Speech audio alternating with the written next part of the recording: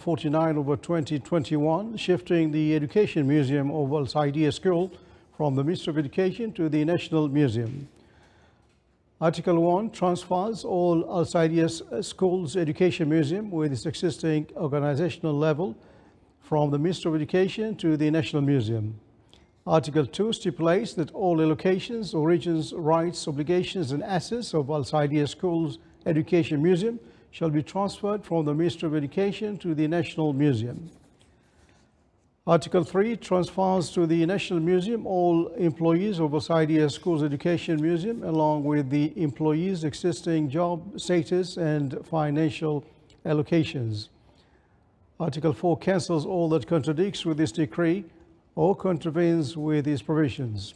Article 5, this decree shall be published in the Official Gazette and shall come into effect from the date of its issue. The Supreme Committee entrusted to deal with developments resulted from the spread of coronavirus COVID-19 held a meeting this morning chaired by His Excellency Sayyid Hamoud bin Faisal Al Busaidi, Minister of Interior, with the attendance of a number of the Excellency's members of the committee to follow up the developments of the pandemic and preventive measures to stop its spread. The Supreme Committee on COVID-19 examined reports related to the epidemiological situation of the coronavirus in the Sultanate and the very large increase in the number of infections and the number of inpatients in wards and intensive care units, in addition to the number of deaths due to this pandemic. The committee also noted that the unprecedented extreme pressure on the health system in the Sultanate to deal with the cases related to this disease and to protect all members of society, citizens and residents, and preserve the capabilities of the health system in the Sultanate to deal with this disease and other diseases and to provide its other great services, the committee decided the following. First, to extend evening closure period for commercial activities and ban on movement of individuals and vehicles to start from 5 p.m. until 4 a.m., starting from the evening of Friday, July 16, 2021, until the morning of Saturday, July 31, 2021, except for the 3 days of Eid al-Adha from the day of 10th and to 12th Dhul Hijjah 1442 Hijri, in which the Supreme Committee decided that the closure of commercial activities and the complete ban on the movement of individuals and vehicles throughout the day. Second, the Governorate of Musandam will be excluded from decisions of banning movements and individuals and vehicles and closing of all commercial activities due to the less number of recorded COVID-19 cases and the number of inpatients in the hospitals starting from today, with an emphasis on the committee of all residents of the Governorates to the precautionary measures approved, such as wearing masks and preventing gatherings. It is not allowed to enter the Musandam Governorate except for those who have received at least one dose of the vaccine approved in the Sultanate, those who are 18 years of age and over, citizens and residents of the Sultanate, and for those who received 2 doses of the approved vaccine, for those coming from outside the Sultanate, starting from 5 o'clock in the morning on the evening of Friday, 9th of July, 2021, until further notice. Third, removing Egypt from the list of countries from which arrivals are prohibited from entering the Sultanate and adding the list of those arriving from Singapore, Indonesia, Iraq, Iran, Tunisia, Libya, Argentina, Colombia, Brunei, Dar es Salaam, and those coming from any other country if they have passed through any of those countries during the 14 days preceding the request to enter the Sultanate. This decision will take effect from 5 o'clock in the evening of Friday, July 9th, 2021, until further notice. The Supreme Committee urges the citizens of the Sultanate not to visit the mentioned countries during this period. With the advent of the monsoon season in the Government of Dhofar, Kharif, citizens and residents of the Sultanate who have received at least one dose of the vaccine approved in the Sultanate, those aged 18 years and above, and those who are coming from outside the Sultanate and received 2 doses of the approved vaccine can enter the Governorate of Dhofar, provided that this decision takes effect from 5 o'clock in the evening of Friday, July 9, 2021, until further notice. It is stipulated that hotels and furnished apartments facilities in the government should not exceed 50% of their capacity, in addition to their strict adherence to all precautionary controls approved by the competent authorities. The committee stresses that Eid al-Adha prayers and traditional Eid markets Habta are not to be held, and gatherings of all kinds are prohibited in various locations in all governorates of the Sultanate, including family gatherings, greeting gatherings, and collective celebrations of Eid.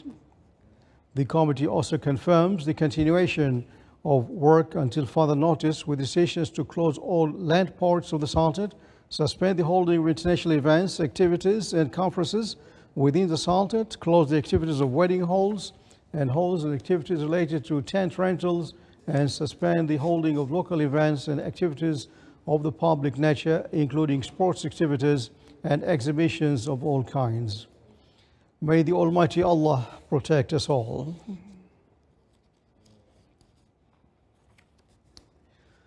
His Excellency Said Hamoud bin Faisal Al Busaidi, Minister of Interior and Chairman of the Supreme Committee on COVID-19, along with the committee's members, visited today the vaccination center at Oman Convention and Exhibition Center to check on the progress of the vaccination process for the target groups.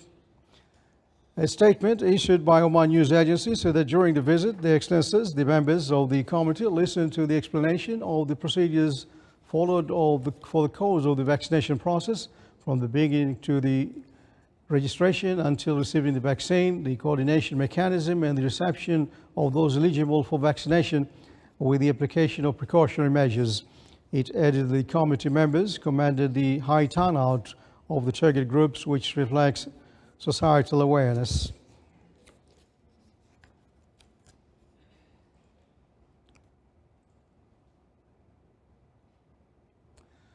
His Highness Sayyid Yazan bin Haytham Al Saeed, Minister of Culture, Sports and Youth, received His Excellency Abdullah bin Saud Lanzi, Ambassador of the Kingdom of Saudi Arabia, accredited to the Sultanate. During the meeting, the two sides reviewed bilateral relations and exchanged viewpoints on means of enhancing these relations, which serve interests of the both two brotherly countries. They as well discussed a number of issues with mutual concern. The two sides also highlighted aspects of existing cooperation in the cultural, sports, and youth fields.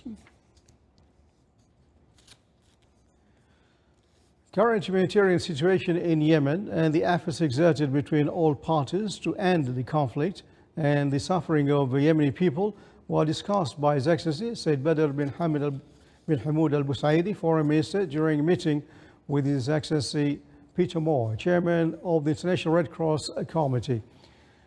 During the meeting, they exchanged views on various regional and international levels developments of mutual interest. His Excellency, the Chairman of the International Red Cross Committee, expressed his thanks to the support given by the Sultanate for the humanitarian efforts.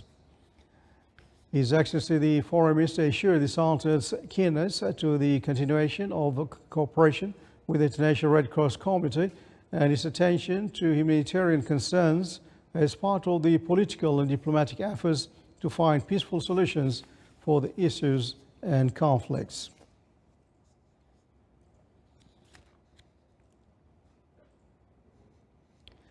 The Ministry of Health announced 23 deaths and 1,824 new cases of COVID-19 in the Sultanate. It also registered 1,684 recovered cases. This brings the total number of positive COVID-19 cases to 278,560 cases in the Sultanate. The Minister of Health pointed out that the total number of COVID-19 fatalities reached 3,339. The total number of recovered cases in the Sultanate reached 246,466. The Minister also pointed out that 163 cases were hospitalized over the past 24 hours, as the total number of current hospitalized COVID-19 infected patients stands at 1,520, of them 512 are in intensive care units. Still to come on News Bulletin. Dutch King and Queen visits a museum in Berlin.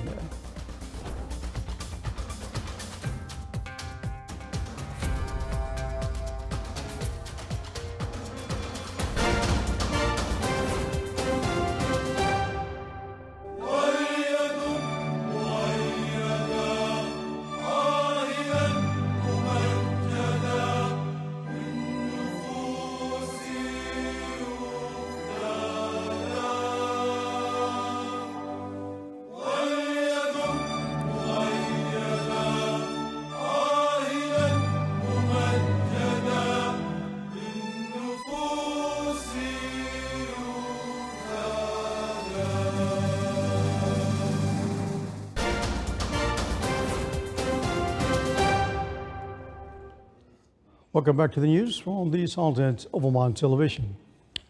The Authority of Public Services Regulation confirmed a power outage in the main electricity network in the Dhofar Governorate. The authority explained in a statement that the reason behind the outage was a stop in gas supply to the production plant. Dhofar Integrated Services Company and the Oman Electricity Transmission Company indicated that the emergency teams are working to restore the electricity.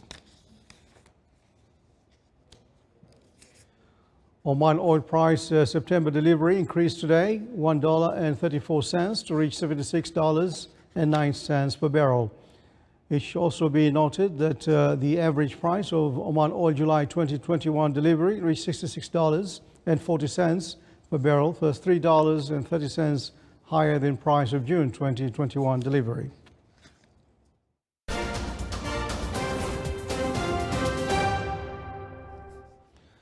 On other news, Lebanon's caretaker Prime Minister Hassan Diab, who was addressing diplomats in Lebanon, appealed today to the international community to save his country from death and demise, warning that the multiple crises it is facing has left it only days away from social explosion. His desperate call for help comes as Lebanon politicians failed to agree on forming a new government nearly a year after the Diab's cabinet resigned. His government has been acting in caretaker capacity since August 2020, when he resigned following a massive explosion at the Beirut port that only compounded the country's crisis. A foreign currency shortage has crippled the import-dependent country, leaving residents struggling to find fuel, medicines, and basic supplies. Daily power outages last 4 hours, threatening hospitals and food stores and leaving entire neighborhoods in darkness. The World Bank calling it one of the world's crises since 1850s, described Lebanon's economic contraction as brutal, associated usually with wars and conflicts. Humanitarian organization SOS Méditerranée rescued 572 migrants, including 183 minors, in just over 3 days from the Mediterranean Sea. According to the organization, 6 rescue operations have been carried out since last Thursday in the Maltese and Libyan search and rescue regions. During one of the operations, SOS Méditerranée also found 5 empty wooden boats filled with water, plastic bottles, and personal belongings. The Italian Interior Ministry said 20,854 migrants have arrived in Italy in 2021 so far, compared to 7,313 in the whole of 2020. Libya is a frequent departure point for migrants making the dangerous crossing.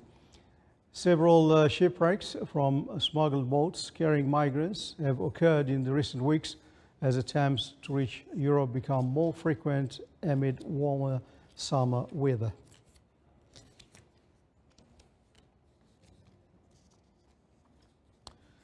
King Willem Alexander and Queen Maxima of the Netherlands today continued their 3-day trip to Germany with a visit to a Berlin museum. The royal couple were given a tour of an exhibition at Gropiusbau Museum. They also paid a visit at the Reichstag, and a meeting with Chancellor Angela Merkel is on the agenda for later in the day. Their trip to Germany was delayed from last year due to the coronavirus pandemic. Willem Alexander and Maxima were last in Germany in 2019 when they visited the state of Brandenburg, which surrounds Berlin. At the museum, the king put his German language skills to use, smiling and engaging with the staff as they showed off the exhibits.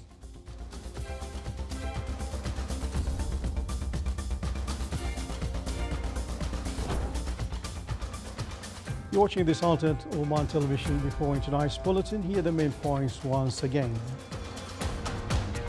His Majesty Sultan Haitham bin Tariq issued a decree shifting the Education Museum of Al Saidiyah School from the Ministry of Education to the National Museum.